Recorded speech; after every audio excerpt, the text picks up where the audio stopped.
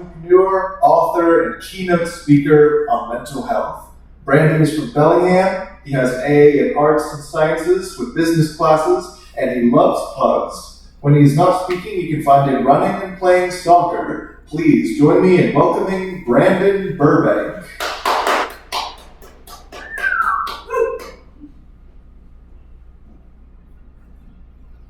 Thank you so much, Justin, for that wonderful introduction. And thank you so much to the wonderful attendees who attended tonight's event.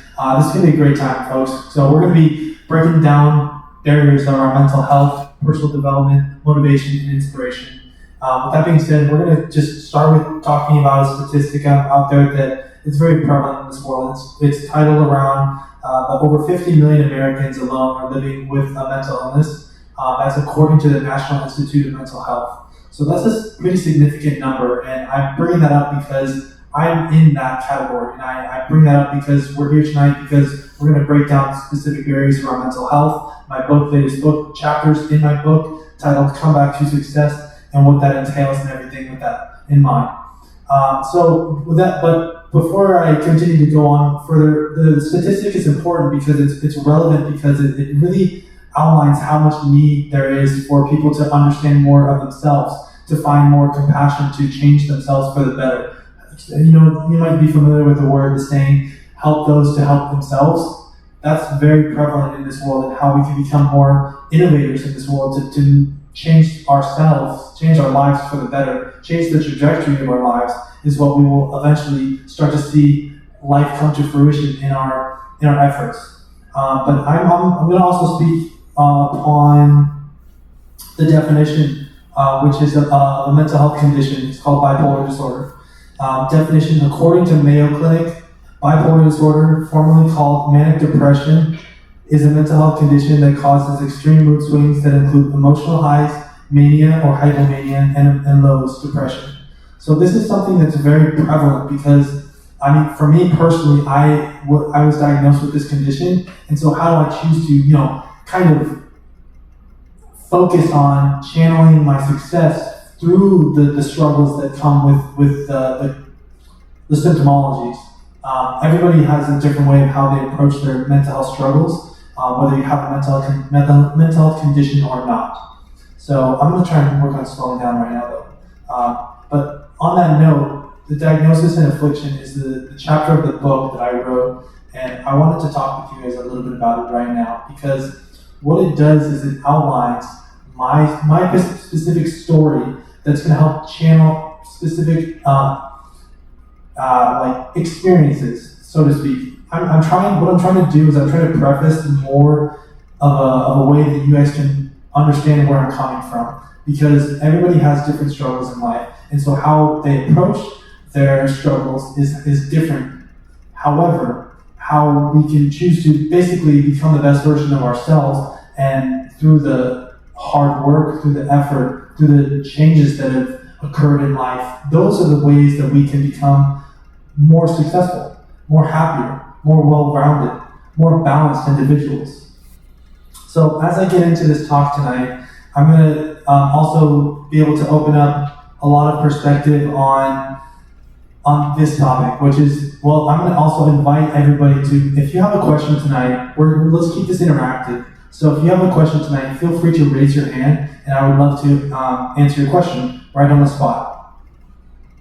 So, but I know I'm not done with chapter 3, diagnosis and affliction, which is basically at the age of 19, I was stuck. I felt unmotivated. I felt like my life was ending because I was not pursuing the growth that I was trying to accomplish in my life, the success that I was already dreaming of accomplishing. And I already have attained a lot. And I kind of skipped the first 2 chapters because I didn't want to be just bragging about my successes during my youth. But being able to be focused on the realities of what was the turning point for me in my life, the turning point that, with the condition of the bipolar disorder is something that was prevalent, and it really motivated me to start challenging my inner capabilities for the better, to find more growth, to find more opportunities to change my trajectory of my life by myself, not just having other people, society, handing you opportunities without growth, without the hard-earned effort that it takes to build wealth, build success. These are some finite examples of what we're here to talk about, which is, for mental health purposes, but then also for success and longevity purposes, which are both come hand in hand. Biggest takeaways. The hardest part of your journey is to accept your diagnosis. So when you're accepting your diagnosis, essentially what you're realizing is you're coming to fruition the realities of life that acceptance is key. It's a key component in life.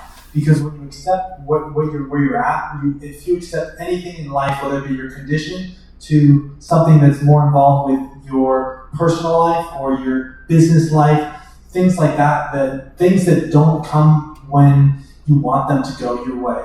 Those are the types of examples of how essentially taking from one perspective to another, the acceptance of the diagnosis is the key component towards changing the trajectory of your life. So the second one is this: understanding understanding your diagnosis more is the second step. So when you understand your diagnosis more, you're realizing that, wow, education is important on what's going on in your life, in your symptomologies. So for those of you that don't know, symptomologies is like the how do I describe it? The way of how people behave. There's symptoms of the condition that are prevalent in certain people's lives. For example, you have with my condition, just like highs and lows. Those are the types of ways that I can describe it to you, and how I focus on that, and how I can channel that for the better. It comes from practice, it comes from education, through management of the symptomologies, management of the symptoms for the better. And there's a lot of other components that we're going to be breaking down further. Getting support from your mental health team. When you get support from your mental health team, you realize this, that your support comes from them, because I'm not saying 100%, but I'm saying partially, because what it does is they're on your team. That's why it's your mental health team. I like to call it that. And I have a mental health team for myself, for my life, for my wellness. And I speak from that confidently because it can help change the lives for the better of people. So, with that being said, not everybody needs one. But I'm not trying to impose on you your wellness, your lifestyle, to say you need one. But it's just dependent upon the person that needs more perspective and direction. So the next one I'll talk about is, but however, before I talk about that, the two above that, which was the hardest, accepting your diagnosis and understanding your diagnosis, folks, those are the two key components for recognizing a mental health condition, and recognizing that you can change yourself for the better. You can change the trajectory of your life, whether you're in a bad situation or you're in a unfamiliar place mentally. Those are the types of components that will help feed the energy towards overcoming these obstacles and making, and turning you into that hero that you were born to become. Cultivate positive relationships with people who are open-minded and receptive toward your mental health struggles. So the positive relationships are important because what they essentially do is they allow you to become more surrounded by positive people who are around you and who influence you. They're so helpful for your growth, or they can be harmful. So that's why being mindful about who you associate with in your life, who you surround yourself with on a daily basis, even on a short-term basis, is something that is vital for your growth. It gives you more, it gives you more of a key component towards focusing on what's going to help you pursue growth, pursue your passion, pursue your dreams. Continue to persevere through the struggles and finding hope that you will see better days for time to come. So perseverance, guys. There's been times when I was challenged in my life where I multiple hospitalizations. Let's talk about that. We'll skip that because we're going to talk about that later. But that's just an example. Halfway home, self-help, mental health treatment programs. Those are just a few, just to speak from experience on and how that's changed my life for the better. And I've embraced that, and now I'm turning that lemon and I'm turning it into lemonade. That's why we're all here tonight. We're here to look at our flaws and look at how we can dissect these parts about us that we don't like and turn those into our biggest assets.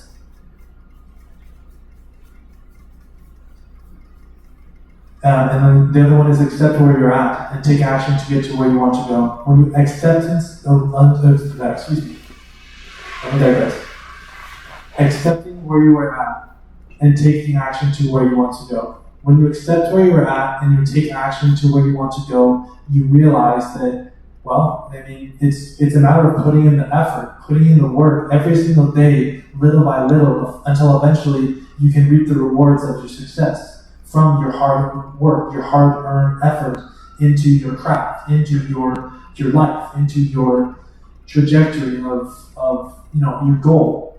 And I'm going to talk about goals later on in tonight's presentation as well, because I think goals are important and they help us stay grounded and stay focused. So that's chapter 3 in a nutshell. Now we're going to go up to entrepreneurship and its impact on my life, because entrepreneurship has always been a huge passion of mine, and I've been able to, kind of break the odds, beat the odds in so many different ways because of my experiences in life and how I was tested and really challenged in so many different ways, and how I was able to come back to success through my own experiences and say, I'm going to get myself up and stand tall again like I was born to be. Because that's the reality of life, is like life is going to be challenging us every single day with these opportunities for, things that are important to us. But if we find more contentment by our hard work and looking inwardly for our answers, we will find them. Entrepreneurship, it's inspired me again, because ever since I studied abroad in Barcelona, Spain back in 2015, I was already on that path. I was reading The 5-Hour Workweek by Tim Ferriss, and it talked about a lot of perspective on finding your own niche, perspective for your entrepreneurship journey, and how you can be your own boss, create your own hours, things of that nature that are so rewarding and so effectively growing you and helping you become that next best version of yourself. So there's so many different perks to being an entrepreneur as well. But I speak about it because it gave me purpose. It gave me direction. It gave me longevity. It gave me something to do that was proactive, but then I could, utilize it and become, turn it into being able to create currency, create money, making opportunities that, like with my book content and consulting practice, all these things that are so prevalent for helping the population that I want to help, the mental health community. These are the ways that I can do them in a productive way. Time is more valuable than money, so I speak from time as more from a stance of the realities of life. Is time is more valuable than money. So how do we use our time at an effective way, at an effective level, to build growth, to build success? That's where it all boils down to, folks.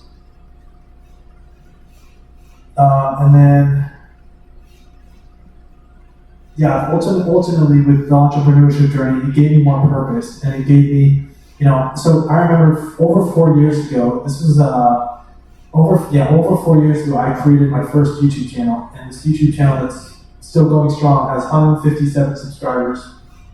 And essentially, these subscribers, my aim is to help focus on providing them with clarity so that they can become the best versions of themselves, be more motivated to live life inspired by my content.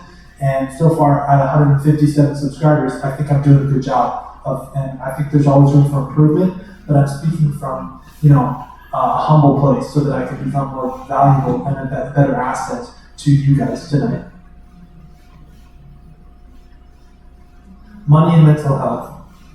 I am not a certified accountant or financial planner.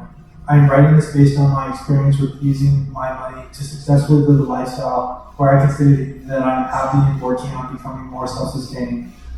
The below steps could vary from person to person. So these are 6 steps that I outline that gives you more perspective on, just developing more ways to innovatively make money.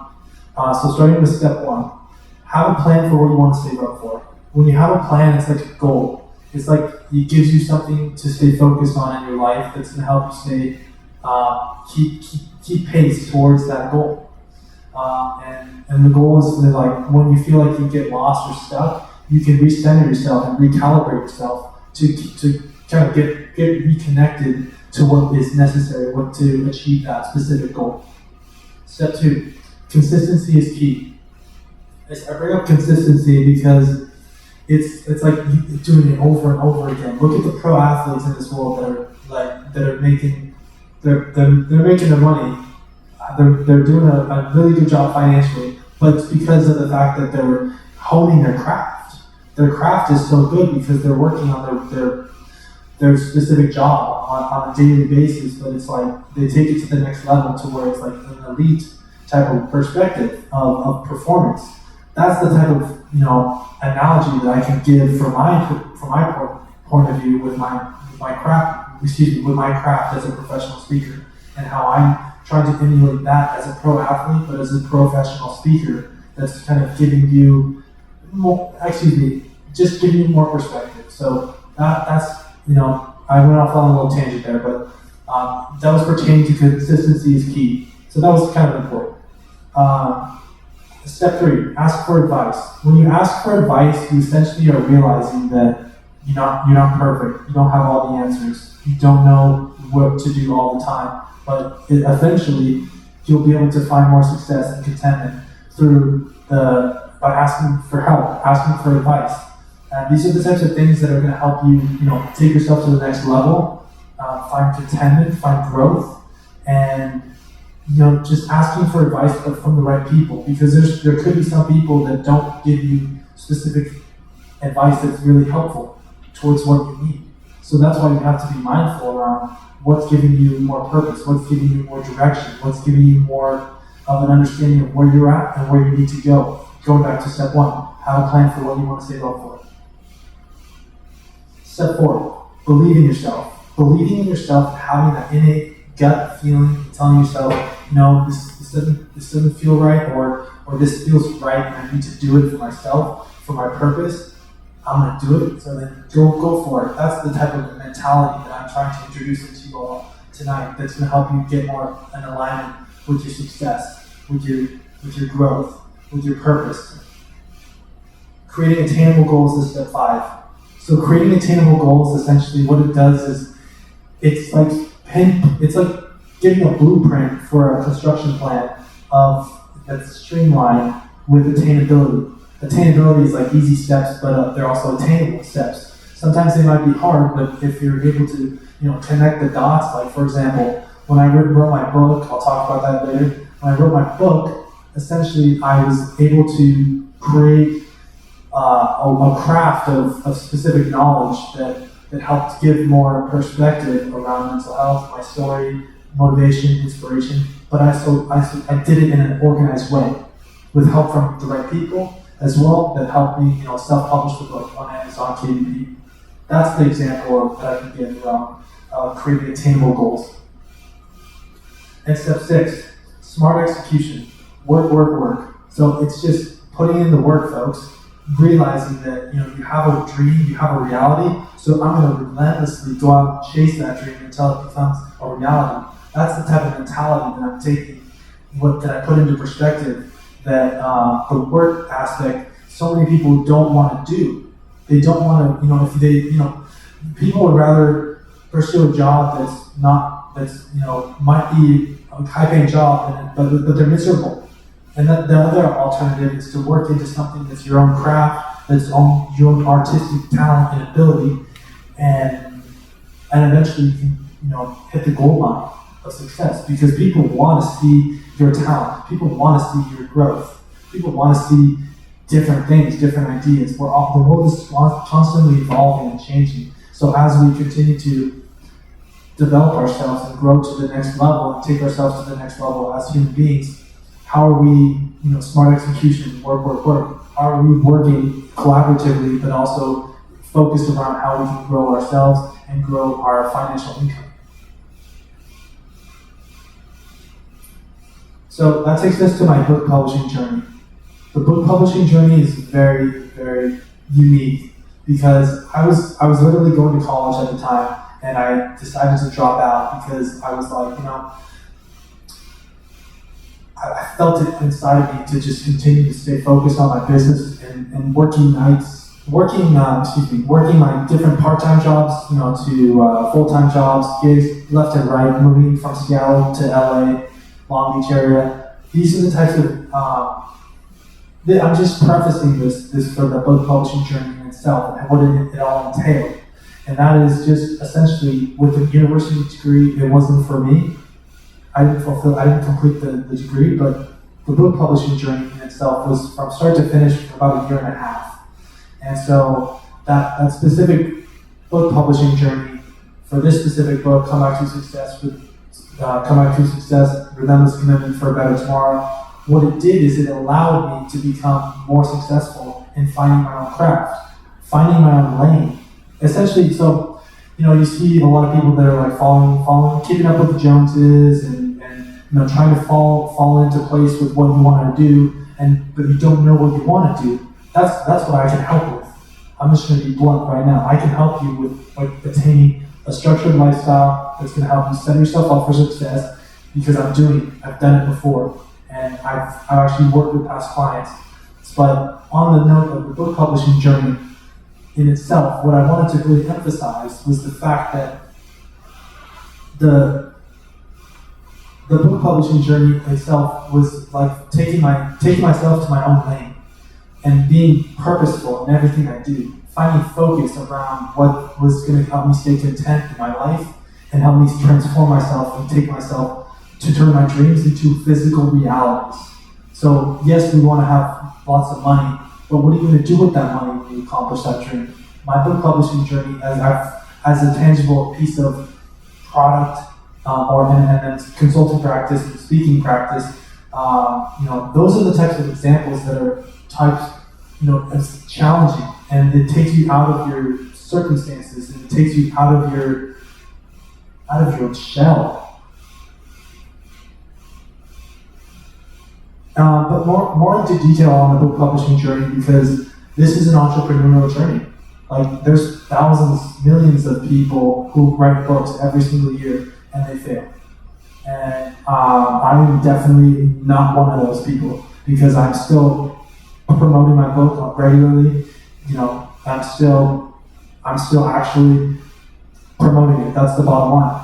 But in terms of what it took to create the book, the physical copy, it took a year and a half, but it took working the jobs and then coming home and writing more and more and more, writing and staying dedicated to this dream, to the purpose, which was to help the mental health community and make a profit by being able to help a specific group of people. That's the type of mentality that you have to have if you want to be a successful person, because you can make money, but it's like the book publishing journey was a tangible way to do it. It was a way that I was able to share my story and invite people to listen to what I have to say around mental health, that helped change the trajectory of their life and inspired them, motivated them, and then it just leads to my craft, which is more so by being on stage and talking to people deliberately, focusing them in on what's their problem and how we can accomplish that goal that needs to be changed inside their lives, inside their heart or their minds, and flipping the switch so that they can realize that they can change their trajectory for the better.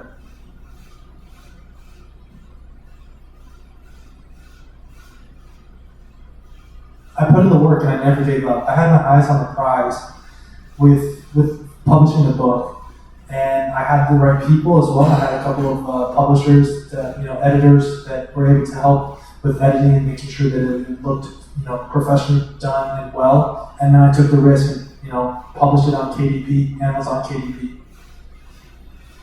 So this transitions us to my success and wellness, because my success and wellness is an ongoing process, just like every single person in this room. But if we realize that, by being more focused on our wellness and our actual health in life, we can find more contentment to grow, to find our direction in our life. some things like balance, sleep, diet, exercise. Those are the components that are so vital for our enriching our bodies, enriching our life. Okay, so this is going to take us to chapter 4, which is learning how to live well, hospitalizations, halfway homes, and self-help programs. All right, so I'm going to start with the hospitalizations because the hospitalizations were so impactful. What they did was they taught me adversity. They taught me affliction. They taught me pain. They taught me how to teach myself to grow from the ashes of despair, of vulnerability, of pain. And it sounds really baffling to hear, but it's like this is all the truth.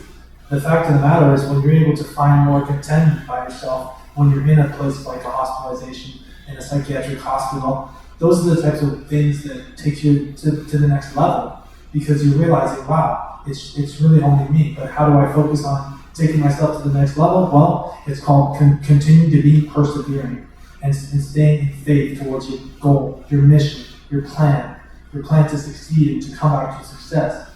And that's some of the realities of what I want to do to help my customers and my consulting clients. Halfway homes. But the halfway homes essentially was a very difficult and testing experience as well.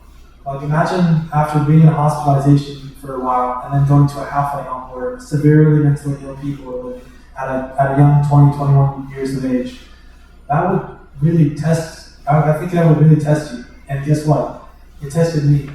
I found myself, crying a lot and trying to figure out why, my higher power God created me to go through all this pain and uncertainty.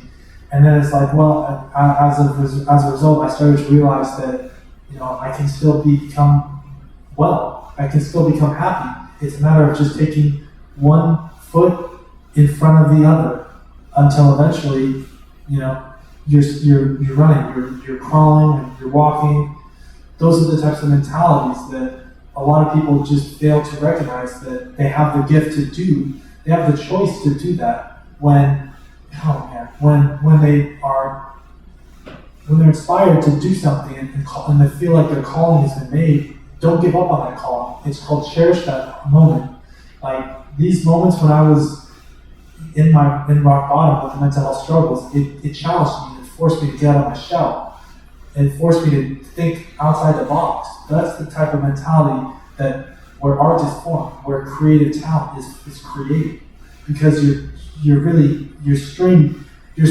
totally pinned over because you don't have no other option besides forward. And that's the mentality that I'm continuously kind of honing the craft on and deliberately staying focused on in tonight's speech talk. And then the last one in chapter 4, self-help programs. So this is something that I talked about because the self-help program, really what it did is it outlined more perspective from my experience in Skyline Trail in Atlanta, Georgia. And this was a self-help mental health treatment program that helped me get focused on what I needed to do to live my life. And I talk about this in the book, Come Back to Success, because what it does is it gives people more clarity in seeing that there's options, there's directions that people can take in order to change their life for the better and really focus on engaging in an opportunity like going to Skyline Trail that's going to help change their life if they're intentional about it. Because for me personally, quite honestly, I was not intentional about the experience at Skyline Trail. I was like, no, this is not for me. I don't feel like I want to be here.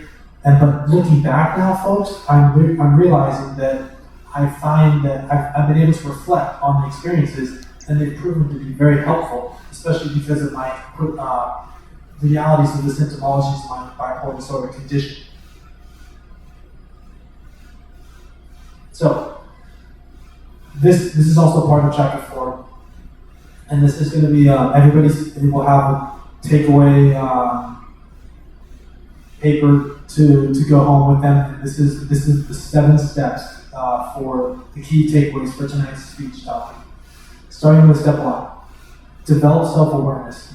So self-awareness is really key, because when you develop self-awareness, you're realizing that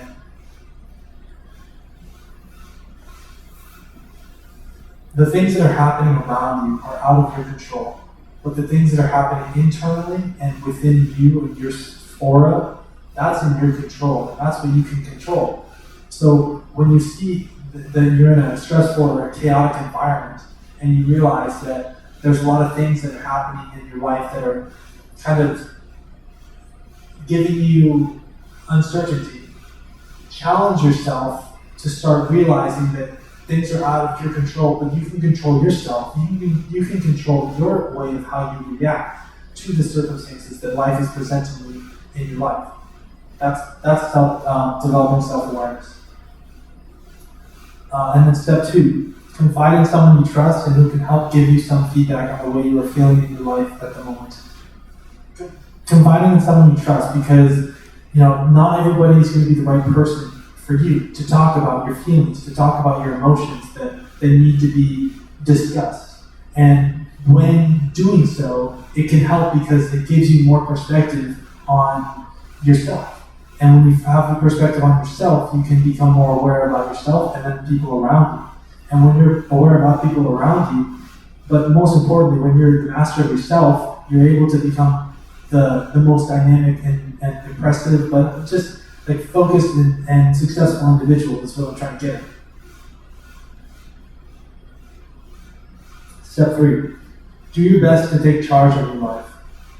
So, do your best, take charge of your life. It's like taking responsibility, taking accountability, taking action for yourself, and realizing that you can make changes for the better. You can take yourself and become whatever person you want to be. That's the reality. And you can, with the goals that you have in mind, as long as it's for good, I guarantee you can do it. Because I've created so much success on my journey thus far, and I'm only building more momentum as time continues to progress.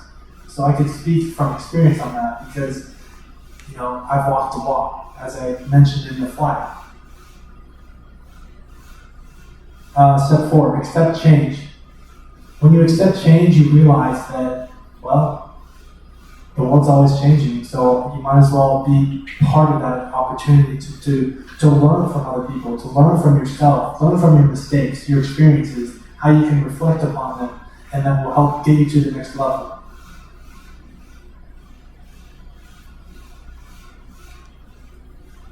Step 4, accept change. I already talked about that. Step 5, be bigger than your mental illness. For those of you that have mental illness, I don't know who does out here, but all I'm saying is, just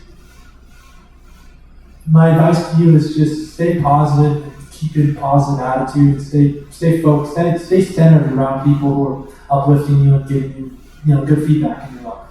Now, if you don't have one in your life, my advice to you is just stay positive and have an empathetic mindset towards others and people who don't, necessarily have gone through the walk you've walked. Because when you can reflect upon other people, that's powerful. You can reflect on yourself because you can see other people and how they relate or they don't relate to you, and you can see their differences, but you can accept you can accept the realities of the differences, which is okay. And step 6, cope with the negative symptoms from your circumstances. So coping with the negative symptoms from your circumstances, essentially it's like coping with the negative symptoms. There's going to be trials and tribulations that happen to you in life, and how you focus on those trials and tribulations is really how you change the trajectory of your life. If you're tested on a daily basis because you hate your job, or because you're struggling in school, or because you're just getting out of the hospital, those are the types of experiences that I've had, and I can just speak from experience on that. But where I'm going with this is there's ways that you can cope with this, like talking to the right people, doing the right activities, your habits, which I will get into later on tonight. Step 7, be patient for the changes to come to creation in your life. Ooh, this is really important. The patience aspect really is necessary, because when you're patient, big things can come, and they can come when you don't even expect them to come. That's what faith, that's what persistence comes into play, and patience. So let's see, it's 6:50. I think we're going to do a quick 4-minute break, and then we're going to continue the rest of the speech. So if everybody want to just chill out for 4 minutes, and then at 6:55 we will be back on starting chapter 5. Thanks.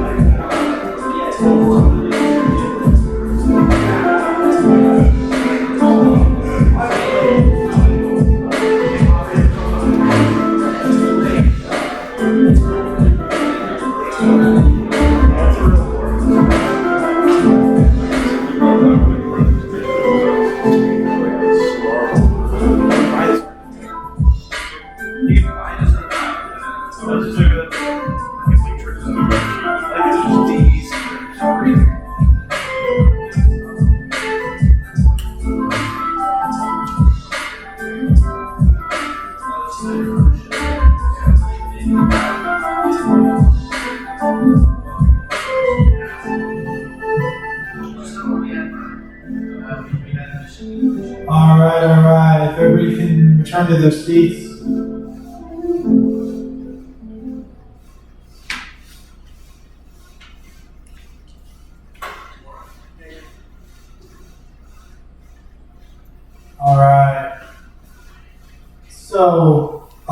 Now we're moving on to the chapter 5, which is the writing on the walls, the collection of interviews detailing mental illness diagnoses and experiences. So I started with the interview with the licensed mental health counselor, and the LMHC has a master's in clinical psychology. The first question I asked him was, how can counseling have an impact on patients with a mental illness? LMHC's response was, ultimately, at the root of every condition, you can develop a strength and unique perspective to practice resilience. The ultimate goal of counseling is to develop insight that allows one to ultimately treat oneself with all the necessary treatment resources available. So I speak with the counselor pretty regularly as well. So I speak from experience on that, how speaking with the counselor can be very helpful because it helps give you more insight on what's going on, the symptomologies of your condition, as well as just the overall basic things that are happening in your life. So by being aware of, by being open to hearing another perspective, opinion, but who's also clinically, educated, that can also give you more perspective and more of a dynamic perspective on yourself and your life. The LMHC also went into describing what the approach is like for mental health education. He said, strength-based approach to overcome stigmatization, looking for whatever the patient has in their life and character, and ability to allow them to empower themselves to direct their own growth as mental illness is viewed, grow to heal and recover from mental illness to develop strength. Who is the best support system that can help improve the lives of the adolescent with mental health diagnosis or imbalance? And their response was, family is a great source of support. For a family, recommending psychoeducation, family support, family systems therapy, and community support. So this leads us to the next interview with Dr. Gregory Jantz, PhD, founder of the Center A Place of Hope in Edmonds, Washington. Dr. Jantz's educational background includes doctorate in counseling and psychology. And what are the biggest struggles that the world is facing right now related to mental health? And Dr. Jantz's response was, due to the pandemic, depression and anxiety, the World Health Organization says that depression is a worldwide problem.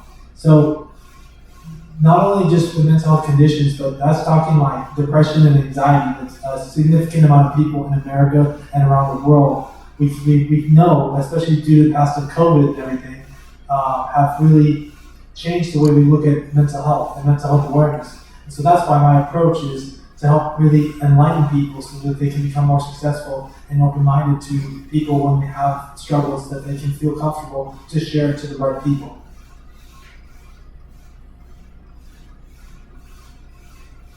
For those that are trying to come back to success, what advice can you give to someone who is faced with a mental illness or health condition?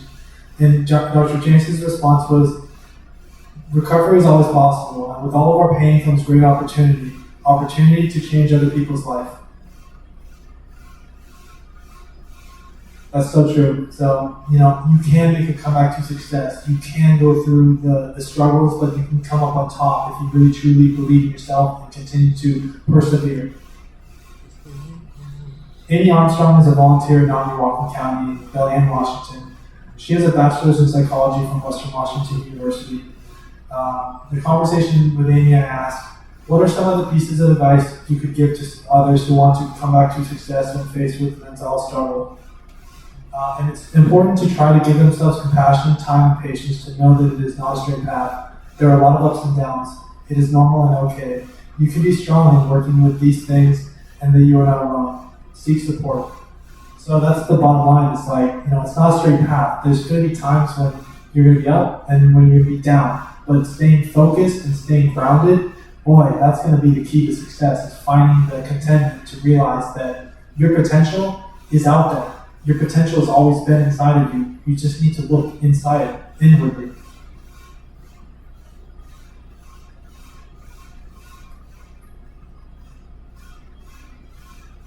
The next person I interviewed is Amber Deer, who's a grad student at Northwest University in Kirkland, Washington. You mentioned you are going to school for counseling. How can counseling add value to someone who is struggling with their mental health?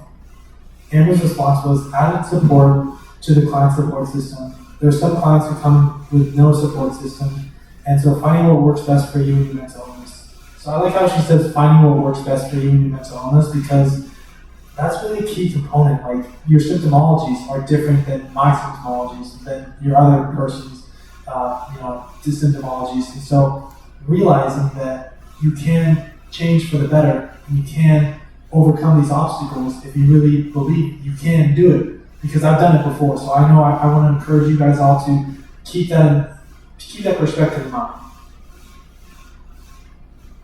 On another note, after interviewing Zach Garner, licensed professional counselor at Skyland Trail, he made a great point about inclusivity for society to destigmatize mental health. So I asked Zach, as we look forward into the future, how can we as a community learn to grow and create more acceptance of others with a mental health diagnosis? Zach's response was, this is a great question with many possible answers depending on who you ask. I maintain that building awareness through education and training is going to be the best way to increase people's knowledge of mental health. With education comes understanding, and with understanding, the hope would be that acceptance would follow. I think there have been efforts made, and there's much more that needs to be done. It will not be an easy task, and it will mean getting support from community and government leaders at varying levels of influence. So this is a powerful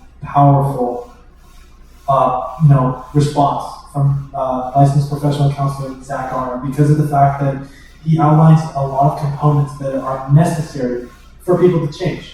Literally, you've got education, varying levels of influence, and education. So that's the thing. Like, if we are able to learn more, have more educational based training and experiences around mental health, our environments can become more open-minded and receptive towards others who have mental health struggles or who have a mental health condition.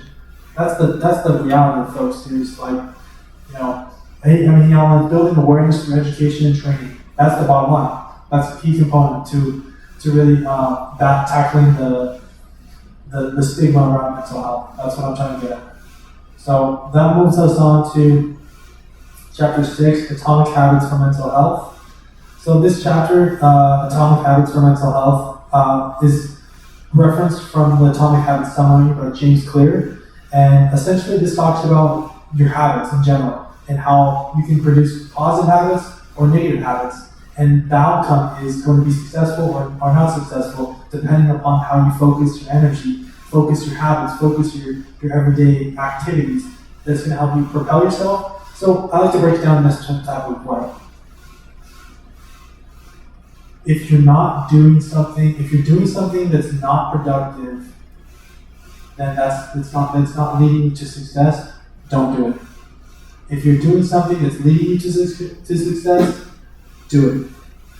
That's the bottom line. And I think it's a good rule of thumb, but it can be hard to do because of the fact that we have temptations in life and we have things that we want to do. We want to impress other people. We want to, be the star, whatever you want to call it, or just be, I'm not going to go too further into detail around that, but that's my response. And I think it's a profound response because it's gone this far in life. Because I can say that I feel like I am a successful person, even though a lot of people might not realize that I'm a successful person. It's because of the fact that I believe I'm a successful person, and I believe that I have what it takes to become the best version of myself, and I've already accomplished so much that's helped me, rub off the energy for you all tonight so that you can see that you can do too.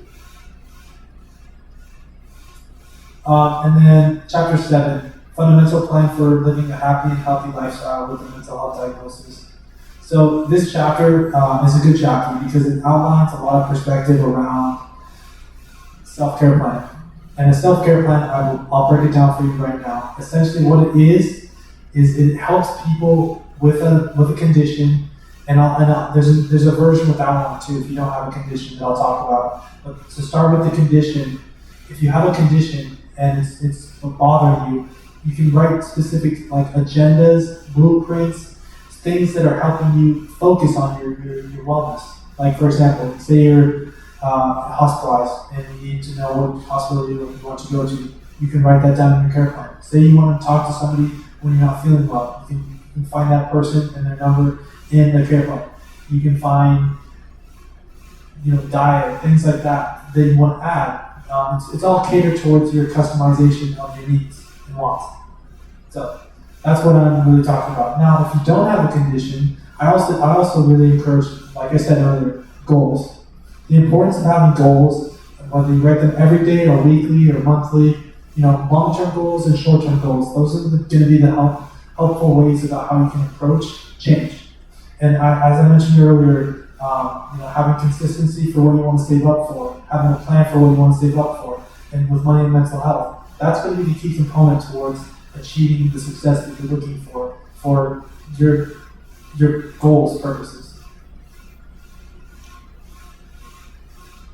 Chapter 8, Passion Pathfinding, Retail to Motivational Speaking. So essentially this chapter I talk about, because I'm still in retail now, I have a part-time job at Dollar Tree here in Bellingham, and I'm also doing this business, which is my baby, my priority. So Bellingham, Washington to Washington, to Seattle, Washington, to LA and California. The how-to approach. I talk about this in the chapter because it really signifies the heights that I took in my life, that I've taken in my life, the challenges that I've overcome, the persistence, the overall drive for success, and the need the hunger to be the best version of myself and find the best version of myself, to find, unveil that through the efforts, through the struggle. That's my point. And so in this chapter, I outline some of the successes, for example, raising thousands of dollars for the move to Seattle, Washington, passed on buying a condo in my hometown because of my pursuit for growth and ambition for my business. Balancing my budget to move to California and what I needed to have planned in order to successfully make the move. These are some examples of what Chapter 8, Retail and Motivational Speaking, really outlines, because it's the connecting piece between me and my current job and my past jobs, which have primarily been retail and sales, and then taking it to the next level and going into professional speaking for mental health. Now, this is for you. Chapter 9, Success over Stigma. This is the type of perspective that I'm really trying to give you guys insight that's going to help you rub off your energy onto you, so that you can go home and feeling fulfilled and feeling inspired and feeling motivated. With that being said, calculated risks is what has gotten me ahead in life. My book talks more in depth about finding your passion, and this takes time, and you can truly do it if you deep down in your heart believe it. The next part is execution. An idea for overcoming your struggles with mental health. Give yourself space and time to understand yourself more with self-awareness, so that you can be at peace and happy like you were born to be. What do you need to do right now to take action for your life? And what is the list of things you need to do to make a comeback to success? I outlined 7 steps again, and we'll go through them, and they're also in the back before you leave. Step 1, develop self-awareness. Step 2, confide in someone you trust and who can help give you some feedback on the way you are feeling in your life at the moment. Step 3, do your best to take charge of your life. Step 4, accept change. Step 5, be bigger than your mental illness. It's only a part of you. Step 6, cope with the negative symptoms from your circumstances. And step 7, be patient for the changes to come to fruition in your life. I found that God has helped me in times of trouble and need when I felt like there was nobody around to pick me up. Lastly, believe in yourself, go get it, go do it. Thank you.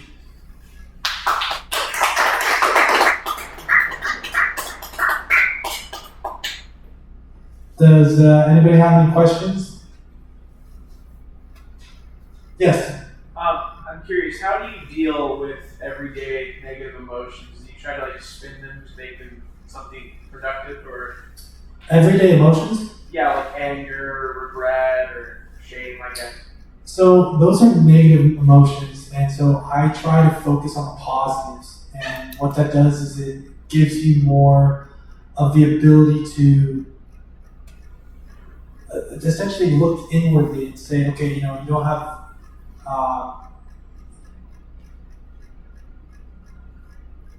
I'm just Justin, did you pause? Did you shut it off? No, I'll go ahead and do that. Oh, no, don't. Okay. I'm sorry. What was that question again? So like, how do you deal with like everyday negative emotions such as like anger, shame, or other examples? Oh, okay. So with anger and shame and any of those types of emotions, which we've all experienced in life because we're human, it's like, how do you focus on the good in you?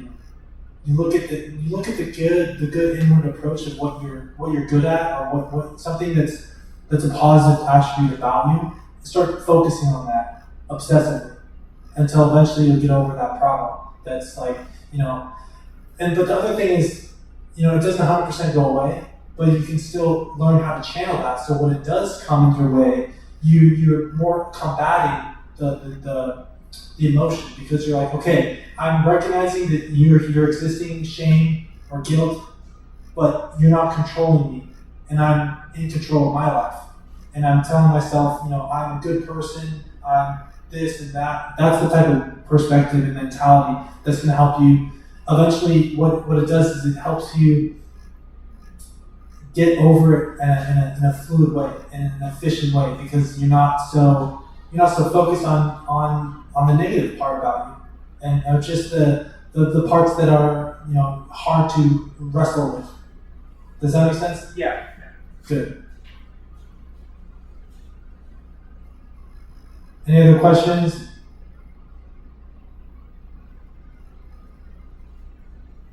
All right. Well, thank you so much, everybody, for attending tonight's Come Back to Success presentation at the Blue Room. And it's been a pleasure being able to give you guys a keynote speech. And there will be more to come. As far as updates on my business, I'm working on getting more speech opportunities. So that's stay tuned.